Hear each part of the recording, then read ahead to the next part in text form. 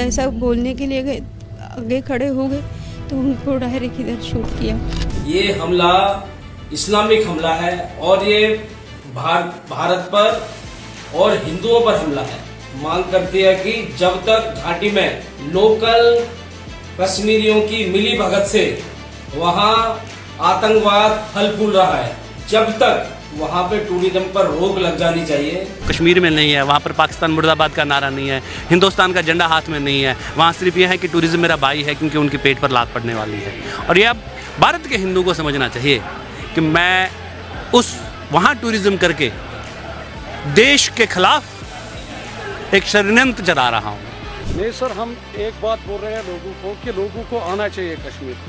जितना भी टूरिस्ट अभी घर में पहलगाम आ जाए, हम लोग भूखे के मर गए सर कसम से। हम लोग, हमारी फैमिली रोड पे आ जाएगी सर। वहाँ पे कितने मंदिर हैं, जैसे अमृतसर को गुरुओं की नगरी कहा जाता है, पंजाब को गुरुओं का शहर कहा जाता है, इसी तरह जम्मू को मंदिरों का शहर कह के बुलाया जाता है। और ऋषि कश्यप की बसी हुई हमारी कश्मीर भी है।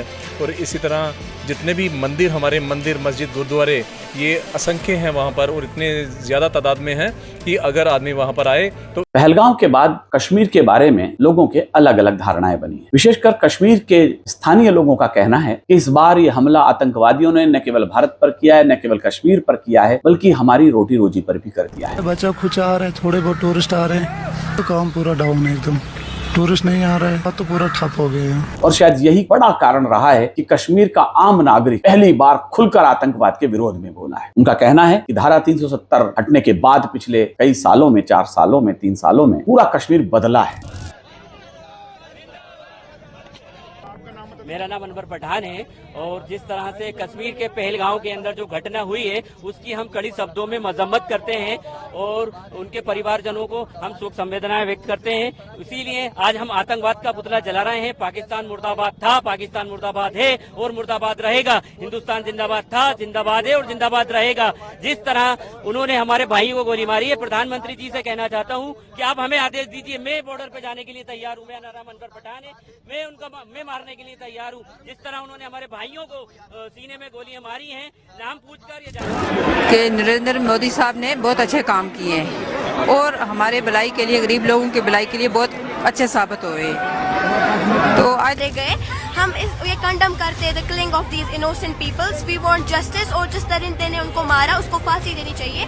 The government should take strict action towards them. फांसी दी जाए, उनको जल्द से जल्द ढूंढा जाए, ताकि, क्योंकि ये हमारी ह्यूमैनिटी पे असर पड़ा है, हमारी कश्मीरियत पे इससे असर पड़ा है। क्योंकि यहाँ पे जो मतलब पिछले 4-5 सालों से बहुत ही माहौल ठीक हुआ था, लेकिन जो ये अचानक से ये वाक़ा पेश आया, इससे हमारा भी जहन हिला हुआ है। हम चाहते हैं कि इनके साथ इंसाफ हो जाए, हमारे साथ इंसाफ हो जाए। हमसे ये नहीं देखा जाता, मेरा दिल रो रहा है। आप अल्लाह गवाह है, हमने कल से घर में कुछ नहीं बनाया। सारे लोग, जितने भी घर में लोग हैं, रो रहे हैं।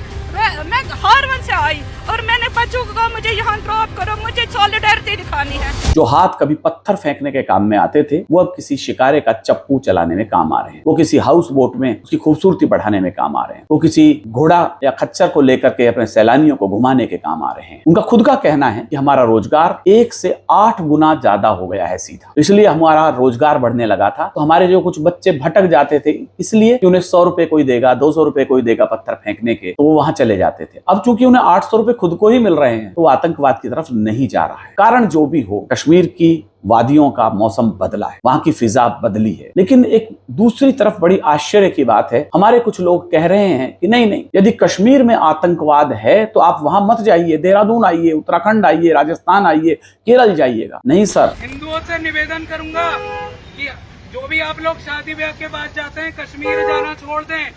ये जो वहाँ आतंकवाद पनप रहा है, वो सब हमारे ही पैसे से पनप रहा है।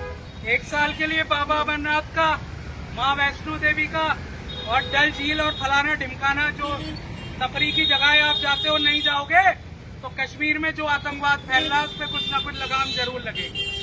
यहाँ पर बहुत समझदारी से काम लेने की जरूरत है। मैं ये नहीं कह रहा कि उत्तराखंड नहीं जाना चाहिए या केरल नहीं जाना चाहिए, राजस्थान नहीं जाना चाहिए, जाइए, ये सब हमारे पर्यटन स्थल है। पर ये मत कहिएगा कश्मीर न जाइएगा। यदि आपने एक बार फिर कश्मीर से मुंह मोड़ लिया तो कश्मीर फिर उसी दलदल में फंस जाएगा जहां पिछले 70 सालों से उलझा पड़ा है। उनके लोगों को प्यार की जरूरत है, उन लोगों को रोजगार की जरूरत। जैसे माहौल थोड़ा सा ठीक हो जाए तो वहां जरूर जाइएगा, उनका हौसला बढ़ेगा। और अब सुरक्षा के और अधिक इंतजाम सरकार करेगी, तो हमको जानना ही चाहिए। जब कहीं दुर्घटना हो जाती है तो वहां सुरक्षा के और ज्यादा मजबूत इंतजाम किए जाते हैं। तो जो पर्यटक कश्मीर जाते रहे हैं या जाना चाहते हैं वो जरूर जाइएगा, मेरी उन्हें सलाह है। वहां के पूर्व मुख्यमंत्री फारूक अब्दुल्ला जी ने भी कहा है कि आप आइएगा, भोलेनाथ आपका इंतजार कर रहे हैं।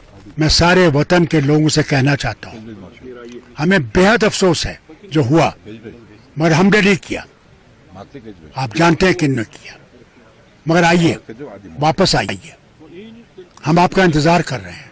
हम ही नहीं बल्कि यहाँ पे भोलानाथ है, अमरनाथ जी की यात्रा होने वाली है।